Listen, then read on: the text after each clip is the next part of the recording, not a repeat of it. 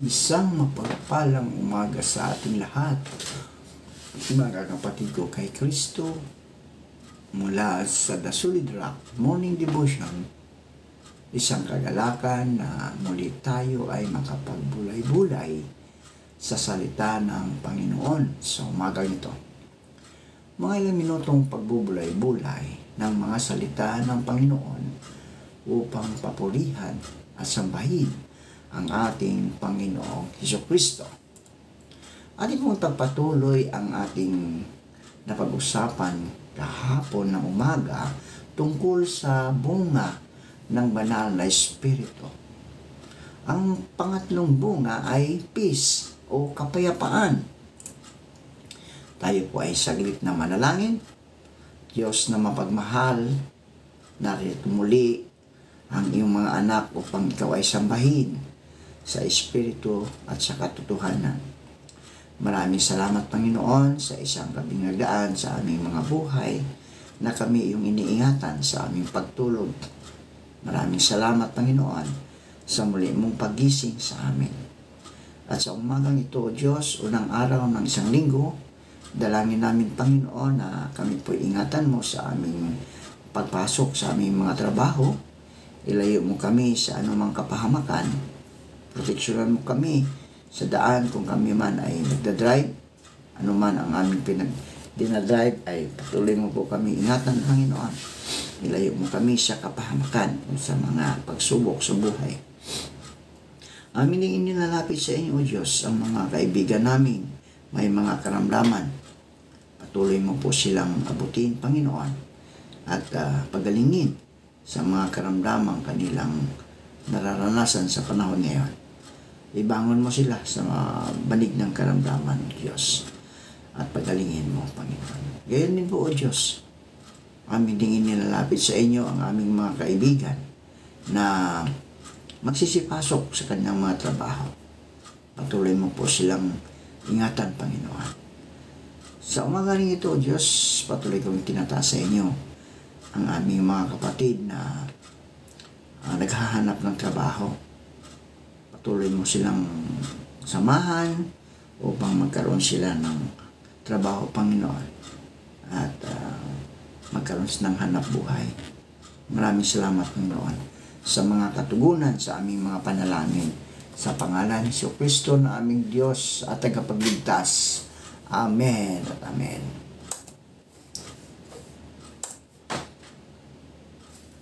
Peace is the result of resting relationship with God. Therefore, since we have been justified by faith, we have peace with God through our Lord Jesus Christ. Ang Kristiyano ay may kapayapaan na nanggagaling sa ating Panginoong Hesukristo. Sinabi ni Jesus, kapayapaan ang iniwan ko sa inyo. Ang aking kapayapaan ay ibinibigay ko sa inyo. Hindi ito katulad ng kapayapaang ibinibigay ng mundo. Huwag mabagabag ang inyong kalooban at huwag kayong matakot. The real peace that God gives cannot be found in outward things or in the world. Jesus left His peace to His disciple when He said, "Peace I leave with you, my peace I give to you." Jesus didn't mean the outward peace. What Jesus meant was the true inward peace of the heart, and it lasts forever. It is not like what the world gives us, which is the false peace that doesn't last. Ang Kristiyanong may kapayapaan, mga kaibigan, ay hindi sumusuko. Hindi sumusuko. Anuman ang dumating na mga pagsubok, we are put into unfavorable circumstances so that we can be blessed more. So, if you look things in different perspectives, hardship can be seen as good things.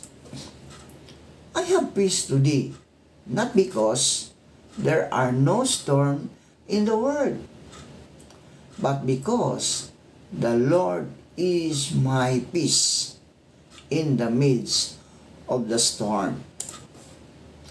Pangalawa, yung patient o pagtsatsaga. Patient or pagtsatsaga. Patient noted in some translation as long suffering or endurance. It is the ability to endure persecution, hardship, and ill treatment. We should be patient, even as He is patient. God is patient with sinners. Romans 2:4 says that God patience lead to our repentance. Today, our Lord patience gives people times to be saved. James urges believers to be patient and not to complain as we wait for Jesus to return. Ang matyagang Kristiyano ay kayang magtiis ng hirap nang hindi nagrereklamo.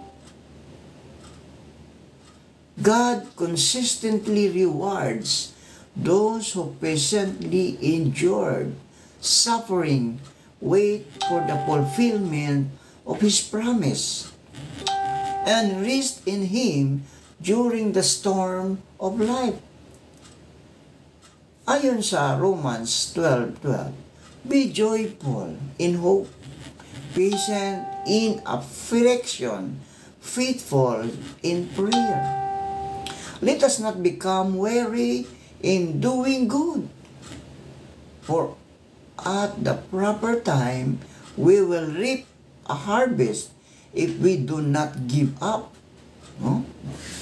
So this means that God's holy people must endure persecution, patiently obeying His commands and maintaining their faith in Jesus. Ang matyagang Kristiyano ay hindi magagalitin at marunong maghintay. Hindi mainipin. No? Hindi mainipin. When someone does you a wrong, how do you respond, brother and sister? With patience or anger? Yan. So, be still in the presence of the Lord and wait patiently for Him to act. Don't worry about evil people who prosper or fret about their wicked scheme. Stop being angry. Turn from your rage. Do not lose your temper. It only leads to harm. For the wicked will be destroyed, but those who trust in the Lord will possess the land. Be patient, then brothers, until the Lord's coming. See how the farmers wait for the land to yield its valuable crop, and how patient He is for the autumn and spring rain. You too, be patient and stand firm, because the Lord is coming near. So the opposite of patient, brother and sister, is agitation, discouragement,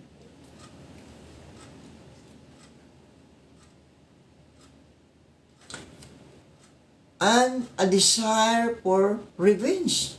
Di ba? God does not want His children to live in agitation, but in patience. He wants to dispel discouragement and replace it with hope and praise. We are not to avenge ourselves, rather, we are to love others. The next one is kindness. Another fruit of the Spirit is kindness. Kindness, kabaitan. No? Kindness is the expressions of love towards God and fellow men. Kindness is acting for the good people regardless of what they do.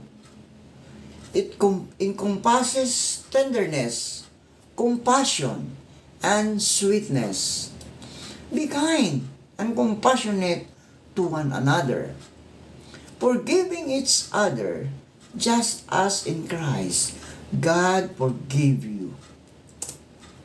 Ang kabaitan ng Kristiyano, mga kaibigan, ay ipapakita niya sa gawa, hindi lang sa mga salita, no? Sa gawa, pinapakita nila.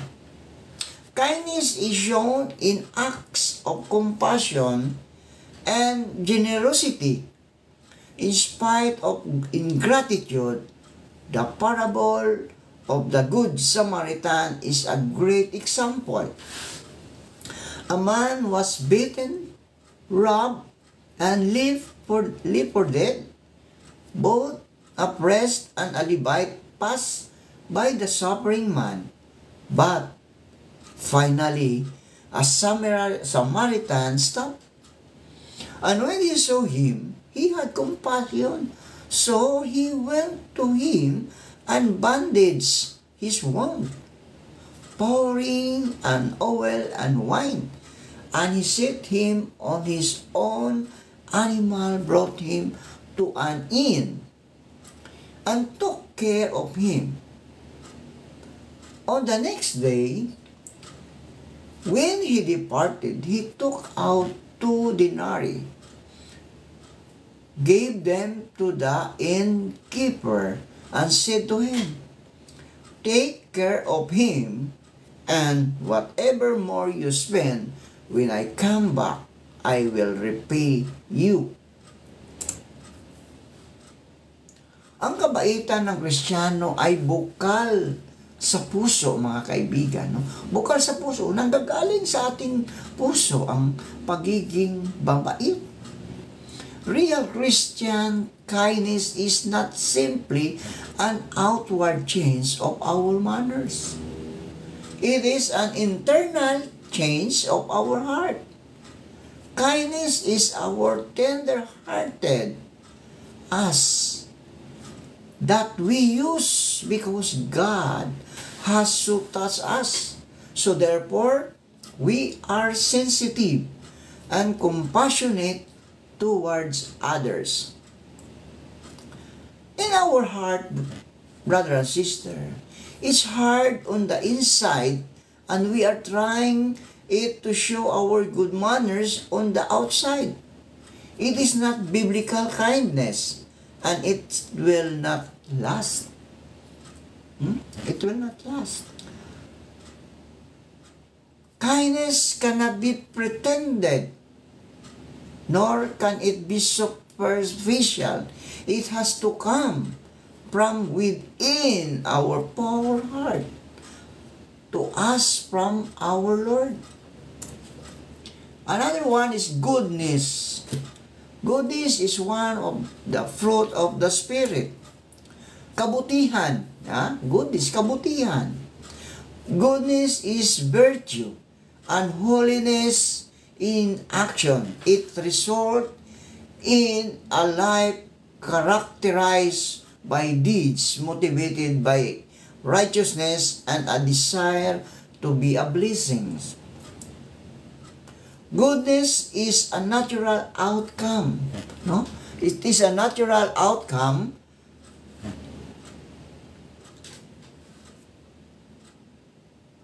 of a living your life in line with God's will. God's will. God's people are to do goods. Yan.